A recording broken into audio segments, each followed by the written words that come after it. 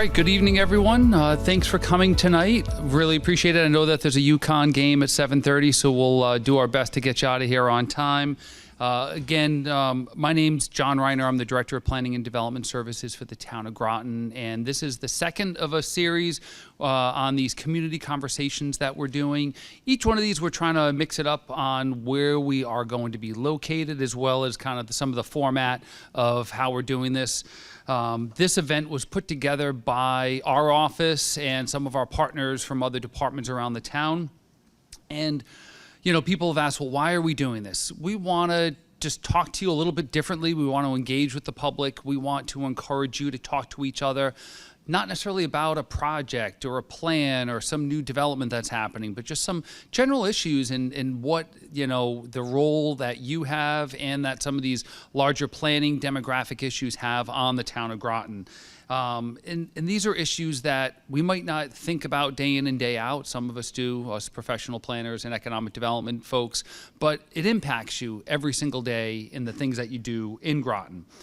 And again, one of the things we've realized recently is that, you know, we have public hearings on a lot of applications, but a lot of times that's a one-way kind of dialogue where we hear from the public on something and questions don't get answered. And I don't think it's a great empathetic way of listening to all of you and then being able to respond back. So some of this, as we, you know, present these topics, we have these kind of breakout sessions where we go out there and then take some questions from you. We're trying to find a better way of having that back and forth conversation.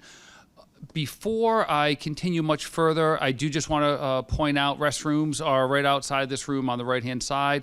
Emergency exits, either the door that you came in, or if you go out this door and hang a hard left, there's another exit out there.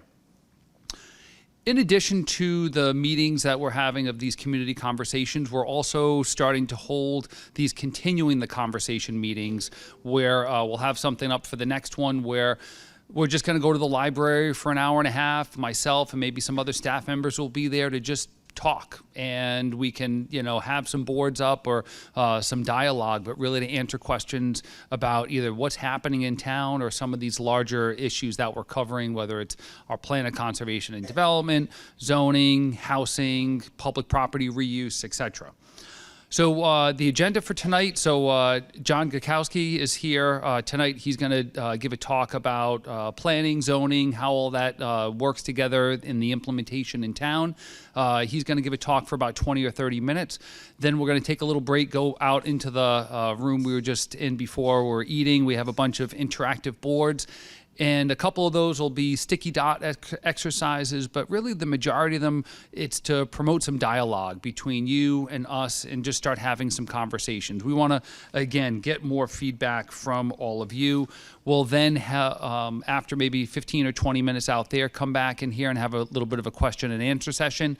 Similar to last time, we're asking people if you have questions to write them on cards. It helps us get through the questions a little bit quicker, as well as some of those folks that might not normally feel comfortable standing up in a meeting like this and asking questions. It gives everybody the opportunity to ask questions and for us to do our best to answer them.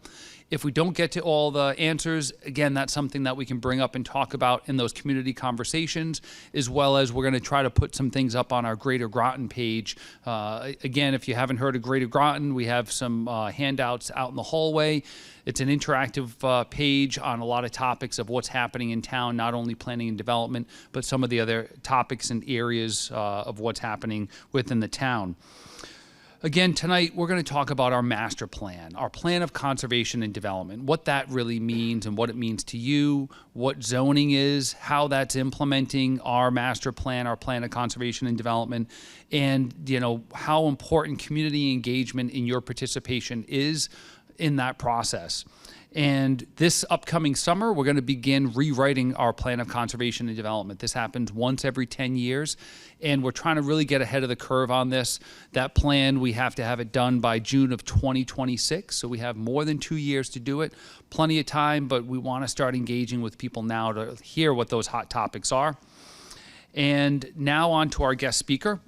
So John Guszkowski is the co-founder and principal of Tyche Planning and Policy Group based in Vernon, Connecticut. John holds a bachelor's degree from Fairfield University and a master's in natural resource management and engineering from UConn. John's a member of the American Institute of Certified Planners and holds accreditations from the Connecticut Association of Zoning Officials, U.S. Green Building Council, and the Institute for Sustainable Infrastructure. As a planner for Tyche, John serves both private sector and municipalities. Over 24 communities. His firm is basically the town planners for those types of communities. They've written numerous planning documents, special studies for over 30 cities and towns in Connecticut. And prior to his work with Tyche, John served as the town planner in Woodstock and Thompson, Connecticut, and as a planner with the Capital Region Planning of Regional Council of Governments. For the past 22 years, John has also served on the board as the nonprofit Connecticut Resource Conservation and Development Council, the last 20 years as its president. John also serves on the executive board and co-chair of the Government Relations Committee of the Connecticut chapter of the American Planning Association. Needless to say, John's a pretty busy guy. John's a great, hardworking professional planner, and I'm thrilled that he's agreed to be here tonight to lead this discussion. So thanks for coming, everybody. Thanks for coming, John, and I'll hand it over to him. Thank you, everybody, and thank you for coming. It's really my honor to be here. Groton is one of my favorite places to visit. One of my I think the stars in terms of municipal planning that we've encountered. And as John said, we work in a lot of towns in Connecticut, and I think the way that you perceive planning, organize yourselves around planning, I think is remarkable, and it's my honor to be here. So John asked me to talk a little bit about the mechanics of what is a plan of conservation and development, and how does it then ultimately hit the ground. And just as importantly, how do you, members of the public, commissioners, local officials, engage with that process? For those of you who were at the last session, you heard Dr. Poland talking about the changing demographics, not only of Groton, but of Connecticut in general. Things like housing demand, changing ages, aging infrastructure, aging people. These things are inevitable. Certain things are sort of outside of our control as members of government, as citizen groups. We can't really change demographics. We can't really change the global economy. But there are things that we can control, and most importantly, it's important to understand the changes that are happening so that we can do things like planning for it, embracing it, if those elements that we can, managing it, and then ideally growing with it. When we look at what will Groton be over the next 10 years, again, there are certain things that we can't control. We can't control our own aging. We can't control necessarily where our young graduates are going to go. We can't control wars in Ukraine, or we can't control bridges collapsing in Maryland. But the things that we can control are how we respond to that, how we prepare ourselves for it, and then how we set up our municipal policies and our rules, and the sort of dials that we do have control of. We can turn them up, we can turn them down to properly respond and prepare for that. And a huge part of that is understanding what the changes are, and understanding what role we can play. And so some of the things we're going to talk tonight is how does the town prepare itself for that and point itself in ideally a positive direction. The primary mechanism for establishing municipal policy on things like this, particularly from a land use perspective, is the Plan of Conservation and Development, also called the town's master plan. This is a document that is mandated by the state of Connecticut. State statutes requires every municipality at least every 10 years, to prepare and update this plan, which is meant to be a guiding document, a statement of the values and desired directions of the municipality.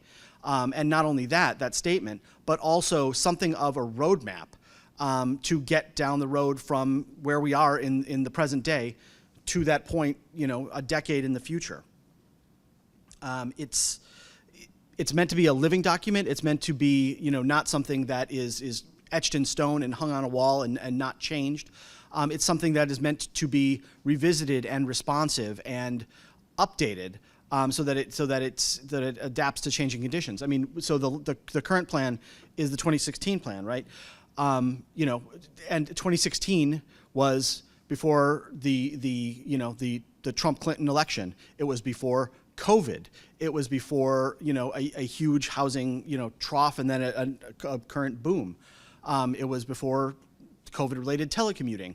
So much has changed in that 10-year period that it's really important for the towns and every municipality to sort of keep an eye on where the goals are and where those goals are relative to changing conditions.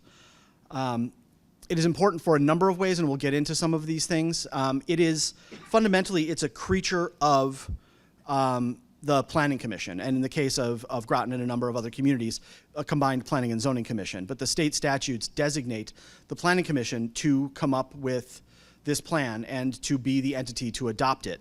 But it's certainly not just a creature of the Planning Department or the Planning and Zoning Commission. It is meant to be a reflection of ideally the entire community's sort of collective vision and shared goals. And it's really only as effective as it is implemented. Statutorily, there's a lot of words here. We won't read all of those, but the state statutes basically assign to the Planning Commission a number of things that the Plan of Conservation and Development must do. These are the shalls. In statutory language, this is the must-do list. It has you take a look at issues of affordable housing, issues of surface and groundwater for drinking water supplies, looking at things like, sorry, I'm rocking back and forth here, issues of cluster development. So development that takes up less square footage, but allows you the same number of density in a way that would allow you to preserve open space. You have to do some consideration of that. Looking at what the state plan of conservation and development says. And the state plan has for, I think, almost 20 years, basically the same set of 6, what they call responsible growth principles, or growth management principles? Growth management principles. That every local plan of conservation and development sort of has to look at those state policies and say, all right, how are we reflecting that locally? As well as considering the regional plan of conservation and development, which in this case is the CCOG plan, which was adopted, I think, in 2017. So they should be getting ready for an update as well. Looking at economic conditions and trends, basically facing reality. Where are we currently? Where are we likely to go in terms of our economic trends, our population trends, issues of infrastructure, needs of the municipality, the fundamental needs, education, infrastructure, roads, public works, clean air, clean water, those sorts of things. Energy efficient patterns of development, preservation of agriculture and open spaces. A new one is recent sea level rise. This was just passed into law last year, where plans of conservation and development, and obviously for a coastal community, is so much more relevant than it would be in a community such as Pomfret, where I live, up in Northeast Connecticut. And then the need for technology infrastructure. This was also added, again, because of some of the issues of the issues that COVID and other things like that have brought to the foreground. Because again, we all had to stay home, we all have to keep working. A number of us didn't have broadband technology, couldn't really dial out, couldn't really get into a Zoom meeting, and that really laid bare a lot of our technology issues. And so, as part of this process, all of these things are required to be considered. In the statutes, there is a whole second list that I'm not going to bore you with of things that a municipality may consider, and that it runs the gamut from transportation and infrastructure and housing conditions and open space and things like that. That municipalities are sort of reminded to consider but not required to incorporate. Despite that long list of sort of shalls, there really is no single way to draft and develop a plan of conservation and development. It's basically the state says, got to do this every 10 years. You got to consider this laundry list of things. Go get them. There are certain things that do have to happen that we'll talk about, but there's a tremendous freedom, even despite that laundry list, of an opportunity for each municipality to kind of figure out what is the best way to gather community input and to help determine what the community's goals are and what the community's plan is going to be.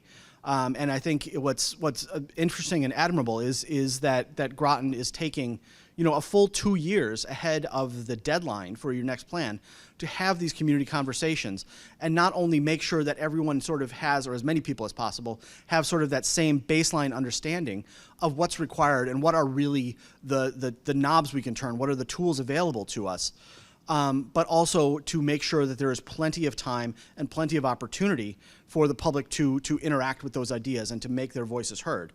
And so you'll see on several slides the how can you get involved. I think the first way is to make sure that you are informed. Check the town website, check all of the social media and the electronic postings that the municipality is allowing, as well as all of your individual networks. Obviously, if you can, as far as these things are broadcast and available on TV, follow what is going on with your local boards and commissions, with your town councils, to make sure that you stay engaged on these things. The actual process, aside from the sort of locally led community outreach, conversations, and things like that, there is several steps that the municipality has to go through. Obviously, we're doing outreach, understanding the analysis of what the changing conditions are, economic conditions, demographic conditions, because it's not just okay, we have this many job demand, we have this many housing demand, our population is getting this much older. It's not only understanding that, it's understanding what the implications of those things are. As we age, and particularly this is something that is throughout much of Connecticut, if not all of Connecticut, we're aging much faster than the majority of the United States. And that has significant implications for how we're going to invest, what our communities are going to look like, what our housing is going to look like, what our transportation systems are going to look like, because the needs of an aging population are very different from the needs of a younger population. And as these populations change, it's important to sort of understand what those implications are. And it's also important to understand the implications of Groton's place in the regional, the national, the global economy, because it could be that when you do public outreach, everyone universally decides that Groton wants to be the new Aspen ski capital of the world. Okay, so understanding some of our actual conditions on the ground might make that unrealistic for reasons that we can probably imagine, or that we want to be the next Amazon world headquarters. There are reasons that might be unrealistic also. So, community goals can only get you so far. Community demographics, geographic realities, and economic market realities, all of those things kind of merge together to kind of put together a real picture of where the community is and where we want to go. And then as part of the process of developing a plan, there is a formal public hearing process. In addition to all of these community conversations, at the end of the day, the Planning and Zoning Commission is going to have a public hearing in which they assemble the document, present the document to the public, and kind of say up or down. And the Planning and Zoning Commission, this is not a referendum. Again, this is assigned to the Planning and Zoning Commission. So a majority of the elected, I assume, appointed Planning and Zoning Commissioners can adopt this plan. So it's really, really important that they hear all of the input from the community as possible. And then once it's heard and adopted, then it's 10 years, ideally, of active implementation. And so how is the plan implemented? And this is, we're going to focus on there's a number of ways that a municipal plan of conservation and development are implemented, but we're going to focus on a couple this evening. Arguably the most important, I guess, is zoning. If you think of the plan of conservation and development as the vision and possibly the roadmap that kind of points to how we're going to get from here to 10 years in the future, the zoning regulations are really the toolbox or the dials on the radio or on the, I don't know, dial, but we're in a technology room, maybe the dials in the submarine. Zoning is the way that the vision gets implemented on the ground in terms of land use in many ways. Zoning states what can be built and what can be done as a land use where in town, at what intensity, at what height, sometimes what architectural style, what distance from the street, what amenities, what required open space, all of the, and then again, and what uses, residential, multifamily residential, single-family residential, commercial, industrial, mixed use, conservation. If you think of the entirety, well, you have the current zoning map right there. Each color represents a different area of town where different uses are allowed at different intensities. And if you pick out a map of someone's community and they immediately sort of, okay, where do I live on this map? What color is my house? What color is my street? In many ways, that is the law for your neighborhood development, for your town development. And there is a state statutory rule that every time the Planning and Zoning Commission, in this case using their zoning function rather than their planning function, changes the zoning regulations or changes the zone, turns a neighborhood purple to yellow, for instance, it is statutorily mandated to check with the Plan of Conservation and Development and see what the Plan of Conservation and Development says about that proposed change. Is this, industrial portion of the community, which historically was, old mills and factories and things like that, hasn't been mills and factories for 20 years, but is still zoned industrial. If that all of a sudden flips to residential, the Planning and Zoning Commission has to ask themselves, is this in the best interest of the community? Is this what our vision, as expressed in the Plan of Conservation and Development, is telling us? And it's not just initiatives of the Planning and Zoning Commission. They're not the only ones that sort of push change forward. In many cases, and I actually don't know how active Groton's Planning and Zoning Commission has been relative to private applicants, but in many cases, change to the zoning regulations or change to colors on that map are pursued by private citizens or developers, who are often private citizens, I suppose, that they see a property, maybe it's a great deal, maybe they see an old factory, want to turn it to multifamily housing, but it's in an industrial zone, you can't do that. They petition the commission to change that industrial zone to a residential zone or a high-density residential zone. The Plan of Conservation and Development should be, ideally, the guiding document that helps the commission answer that question, yes or no.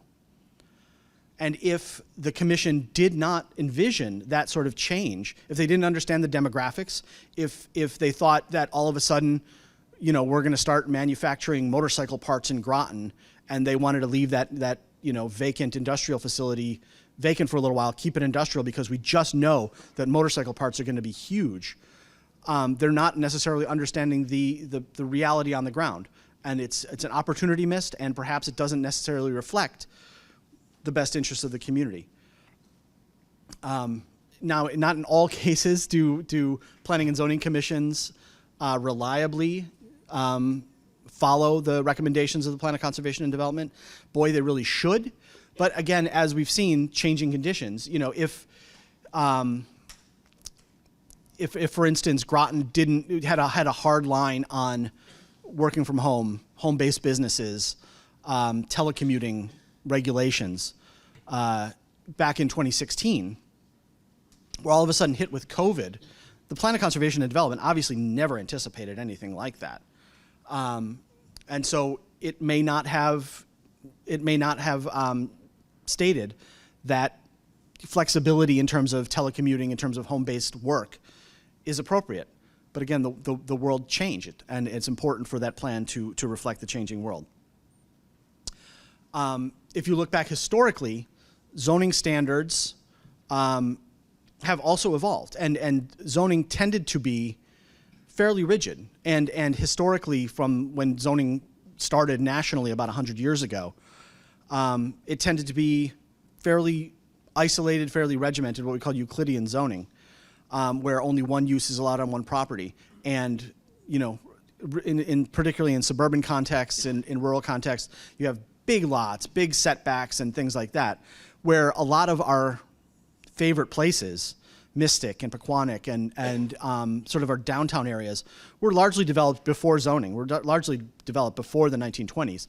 And if they were to disappear tomorrow, current zoning probably would not be allowed to rebuild them in that same way, because our setbacks are too big, or our height restrictions are too low, or our lot coverage is too low.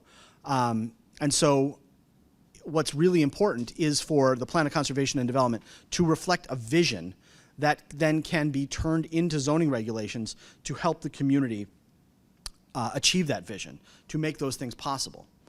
And so how can, so as we've been saying, how can these changes affect a neighborhood? Think of all of those factors: height, density, different uses, setbacks, coverage, how close buildings are together, how wide sidewalks are, how many parking spaces are required. All of those things are dials that the Zoning Commission can dial up or down to make development harder and less dense, possibly more costly, or easier.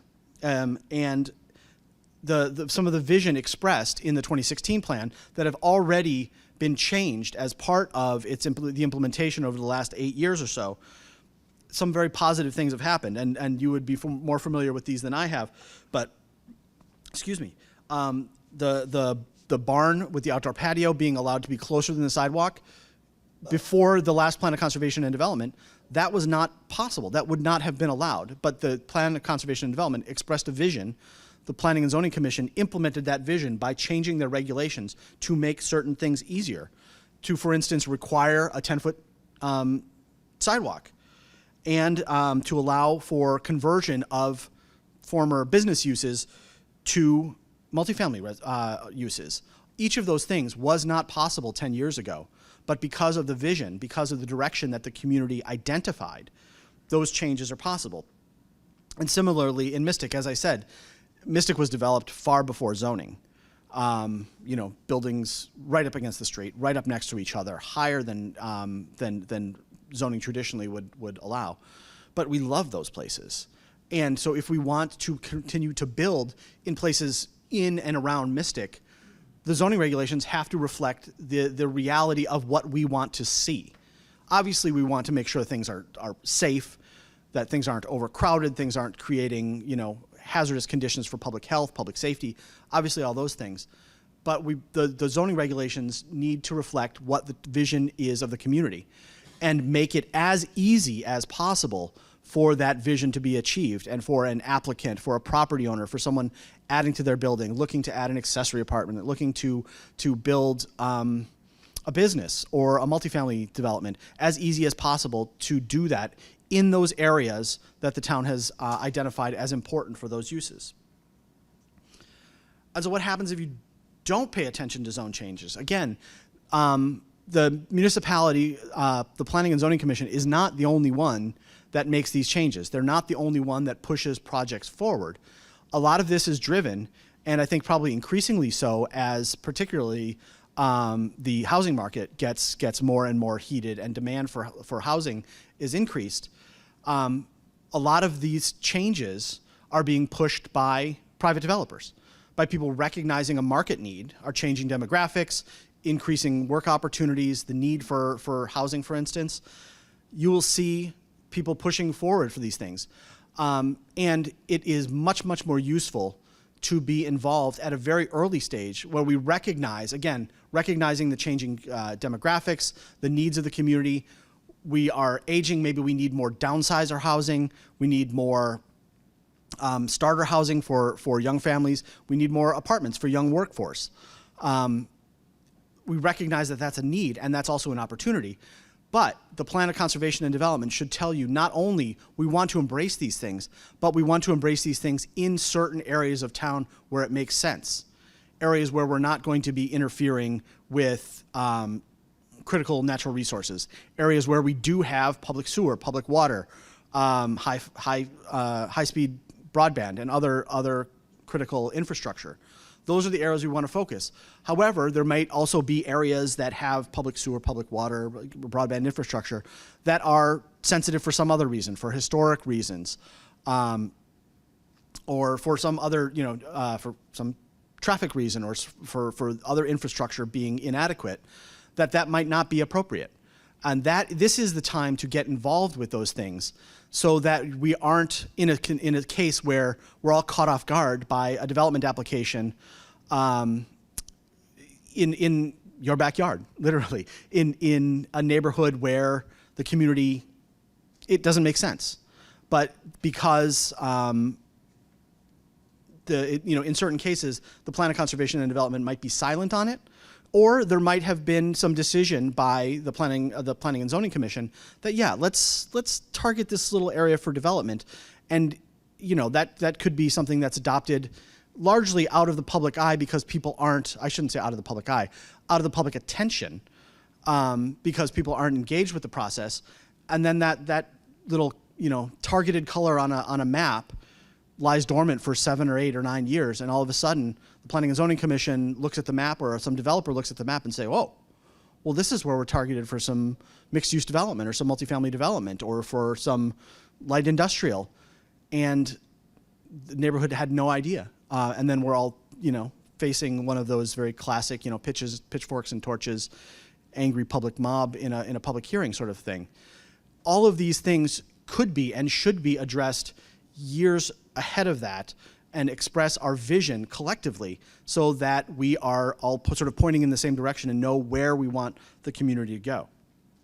So the time to get involved, I'm literally preaching to the choir at this point, is now, is participating in these community discussions. Another critical way that the Plan of Conservation and Development, getting away from zoning just a little bit, is implemented is use of municipal property and municipal investment, whether that's acquisition of open space, acquisition of property for development, or very importantly, disposition of unused or surplus property. Anytime the municipality is making an investment surrounding real estate, the Plan of Conservation and Development is absolutely critical to that process. Not only because statutorily you are mandated to see how the Plan of Conservation and Development speaks to the conversion of a school to a community garden or to multifamily housing or to sale of to business, or and frequently a municipality will take a property for back taxes, and it's just it's a property or a house somewhere in a neighborhood that's municipal property. If that's going to be sold, if that's going to be converted, the Plan of Conservation and Development is a critical element of that. So much so that if the Planning and Zoning Commission reviews that proposed sale of property, again, let's say a school to a multifamily, for instance, the Planning and Zoning Commission has the responsibility to make a comment on that and to make a finding on whether or not that sale and that conversion is appropriate to the town's master plan. And if they find that it is not in keeping with the plan and the vision that is adopted by the Planning and Zoning Commission, it requires a supermajority at the town council, to make that happen. So in essence, it's basically the Planning and Zoning Commission kind of gets a veto, and then that forces an override by the town council in order to say, okay, we recognize that this is not part of our master plan, but we're going to do it anyway. Hopefully we don't get there.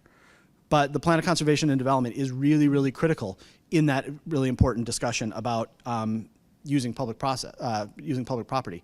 And there's a lot of public property for many reasons. Again, schools that aren't used anymore, property that are taken for back taxes, excess land that was part of some other development project that is not being used anymore.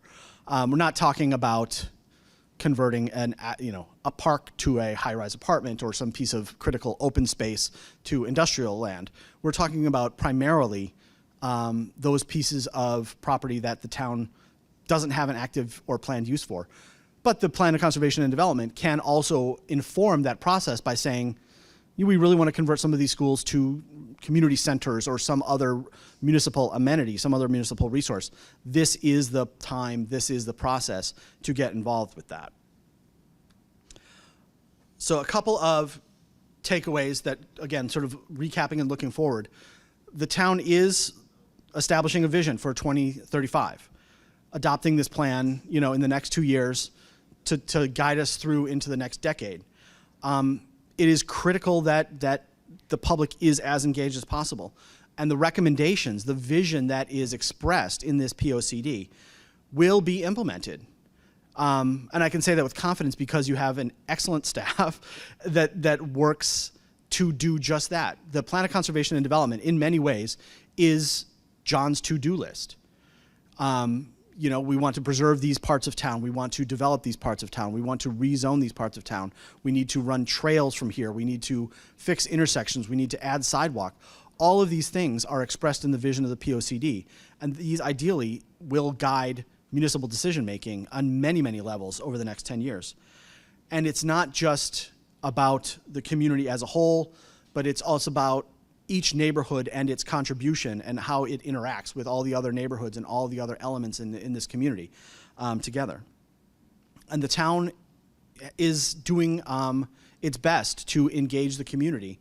But you know, your job is, as active citizens, as residents, as possible property owners, as renters, as people who work in Groton, people who work for Groton, is to get involved, is to let your neighbors know, let your friends know, let your kids know, to get involved in this process, because once the vision is set, it becomes a ball rolling down the hill, and it's really, really important to make sure that we know where it's headed. So I'm going to stop right now, right on time, and we can do some breakouts. But I think we're going to do. Are we going to do questions now or after? Questions at okay. the end. Yep. Yep. So what we're going to do. That's a great question. So the city of Groton has its own plan of conservation and development. Yes, they have their own planning and zoning commission. They have their own staff, and you know, although the city is part of the town, they do their own development and review there as well. Same, they have their own building department as well. So we're going to do, similar to those that were here last time, a little breakout session for about 10 or 15 minutes or so. We have 4 interactive boards out there, a couple exercises with sticky dots, and some of it is just to get some conversation going. If you have questions, please write them on a card, and as you come back in here, we'll make a holler around 7 o'clock or so for folks to come back in. We'll do a little quick question and answer piece, and we'll send you on home. So thanks, and if you didn't grab a plan of conservation and development, please grab one. We have some extra copies there for you to take home. It's the door prize for coming. Thanks. So again, we'll do a quick little question and answer part. And one thing I do want to mention, so in addition to this workshop series, where we're having a speaker like John come in, we're also doing these continuing the conversation where you get to talk and I will listen, I'll answer questions. We're doing these at the Groton Public Library. We're going to schedule at least one in between each of these to, again, just give you another opportunity. You know, I had some pretty engaging conversation with some folks about different topics, and this is an hour and a half where we can really dive deep into some of these topics. Again, you know, recognizing staff, we are not the decision makers on these. We advise the boards and commissions, the town council as best as we can, and try to, you know, get this information up to them. But another opportunity for everybody to get engaged and get involved. So actually, a couple of questions that we had that relate, I think, pretty well of, you know, how much interaction is there between the town and city concerning the POCD and development? And, you know, are there any conversations between the city and town about the coordination of where housing is going, since we're basically one community? At the staff level, we do our best to work with the City of Groton staff, between planning, between economic development. But you know, the way that our governments are formed and they function, the city does operate on its own from a POCD, a zoning. They have their own planning staff and building staff. And the same with ours. You know, there's its own city council. You know, I have at least 2 members of the City Planning and Zoning Commission here that I'm aware of, and I see right off the top of my head, I think 3 members of our Town Planning and Zoning Commission here. So, you know, there is some cross-pollination, and, you know, is the staff level, and I'm sure is, you know, commission members, we're aware of what's happening in town. We certainly are paying attention to, you know, the little bit of economic growth that's happening in the city from General Dynamics electric boat, because that's impacting the entire region. So that's something that we pay attention to, but on a development by development basis, not a ton. Some areas where we do get very much involved are some of these excess properties that the town has that are located in the city. We're actually helping taking those through the process sometimes with the development community. John, do you want to jump in on a question? Sure. All right, so I had a very good question. If there's not enough public participation and communication, how do we ensure that the needs of all people in neighborhoods are addressed diversity of thought, age, experience, background are essential for the Planning and Zoning Commission to receive in order to update the POCD effectively? That's an excellent question. And again, as I said, there's no single guide to how to develop these plans and how to do this. And I think the answer, if participation is limited or is limited to a certain demographic of people, certain age of people, then it's incumbent upon the town to go out and engage those people where they are. And in many cases that would involve, obviously there are lots and lots of avenues, doing polls and outreach on social media. So it was actually something that was very effective that we did a couple of years ago in Middletown, where we targeted specific neighborhoods and people on their phones were getting notifications of public processes or plans or, SurveyMonkey surveys. Other ways is, young parents obviously don't have time to come out to meetings like this, engaging them through, again, online resources, online surveys, engagement, and let them know through the school system. Oftentimes the school will stuff a piece of paper in the kids' take-home folder or something like that. So using all variety of outreach and going to neighborhoods, going to churches, going to community centers, going to community groups, and engaging people where they are, and sort of reducing in all ways that we're able the barriers to engagement. But it's tricky. It's tricky, and you can only do so much, but using all avenues of available communications is critical. And that's something we're really trying to take serious with, beginning this process, our next plan of conservation and development. And at the staff level, we are constantly brainstorming and trying new methods and ideas to engage people that aren't normally involved in this process. I'm thrilled to see faces here that I've never seen at some of our meetings before. To us, that's a success. And, one of the things I know John had said before is, if you can talk to your neighbors, your friends, people in town, your coworkers about some of these things and get a pulse for them. And when you show up in a meeting, feel free to say, hey, 5 of my friends couldn't be here, but they represent some of this. And here are some of the things they're having trouble with. They're having struggles finding rental housing. A big population that we're not seeing enough of in town are renters. A huge portion of our population are renters in town, but they don't get notification the same way that property owners do, because the notification through our legal mechanisms, the notification goes to the property owner, not the person who's necessarily living there. So here's a tricky one. How is affordable housing defined with economic changing climate? So there's a few types of affordable housing. There's affordable housing that, we think of like Section 8 housing, or housing that is permanently deed restricted, that'll guarantee to always be eligible, or at least for 30 years, depending on the way that the property was financed and other things, that it'll be available to people that meet a certain income threshold. We usually look at, it might be 30% of area median income that they can put towards their total housing costs. Or then there's different levels of affordable housing types. Then there's just affordable housing that, like starter homes. How do we get more of those types of developments built? And then there is also just getting market rate homes. So there's a lot of different ways we can look at housing and the availability of housing at many different price points. As our economy improves, as inflation happens, housing prices go up. And if we have overly restrictive zoning, which limits the amount of land that's able to be developed, housing prices go up. It's supply and demand.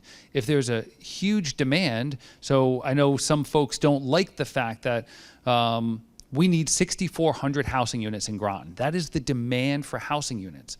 If that is not built, prices are going to keep going up because people want to be here. This is a great community. We're a coastal community. We're a major employer, and we have very low tax rates compared to a lot of our surrounding municipalities. So that's something that we have to weigh in this conversation. Unfortunately, sometimes there's an open space versus housing conversation. If we keep buying up open space, then we don't have land for housing availability. These are all things that we need you to consider, and we need to talk to you about. And some of these are going to be really challenging, heated conversations and debate that we all feel very strongly about. Your house that you own or the place that you live and rent, that's near and dear to your heart, and you really feel it's a huge financial investment for everybody as well. So you don't want to see things impacted by that. There's a related question I think that ties in nicely. Is how will the aging population affect the value of housing in the long term? And I think the answer to that is it really depends. And it depends, as John said, on the supply and demand.